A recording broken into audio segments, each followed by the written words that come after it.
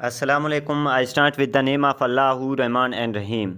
आज का जो हमारा टॉपिक है वो है simple hypothesis and complex hypothesis कि इन दोनों के दरमियान डिफरेंस क्या है।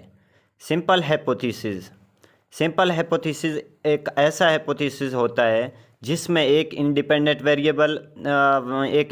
वेरिएबल होता है और एक डिपेंडेंट वेरिएबल। इसी वजह से इसे सिंपल हाइपोथेसिस कहते हैं कि इसके अंदर दो वेरिएबल इन्वॉल्व होते हैं, एक इंडिपेंडेंट और एक डिपेंडेंट वेरिएबल। अब इसकी एग्जांपल को स्टडी करते हैं। If you eat more vegetable you will lose weight faster. अब ये एक ऐसा हाइपोथेसिस है जिसके अंदर एक डिपेंडेंट और एक इंडिपेंडेंट वेरिएबल है। यहाँ पे वेजिटेबल इंडिपेंडेंट वेरिएबल है और वेट डिपेंडेंट वेरिएबल है। तो ऐसा हाइपोथेसिस जिसमें एक इंडिपेंडेंट और एक डिपेंडेंट वेरिएबल हो उसे हम सिंपल हाइपोथेसिस कहते हैं। अब नेक्स्ट पे है कम्प्लेक्स हाइपोथेसिस। कम्प्लेक्स हाइपोथेसिस ऐसा हाइपोथेसिस होता है जिसमें दो या दो से ज़्यादा इंडिपेंडेंट वेरिएबल होते हैं और दो या दो से ज़्यादा डिपेंडेंट वेरिएबल होते हैं। ऐसे हाइपोथेसिस को हम कम्प्लेक्स हाइपोथेसिस कहते हैं। अब हम इसके एग्जांपल को स्टडी करते हैं।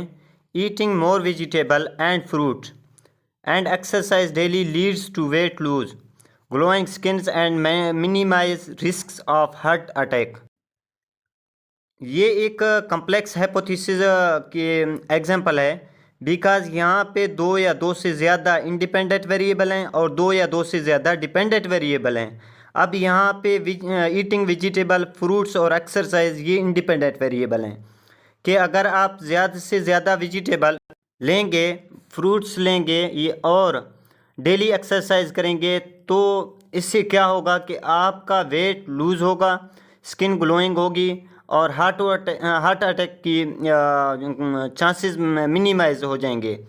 यहाँ पे हमारे पास तीन इंडिपेंडेंट वेरिएबल हैं, वेजिटेबल, फ्रूट्स और एक्सरसाइज, और तीन डिपेंडेंट वेरिएबल हैं, वेट लूज है, स्किनिंग ग्लो है और हार्ट अटैक है।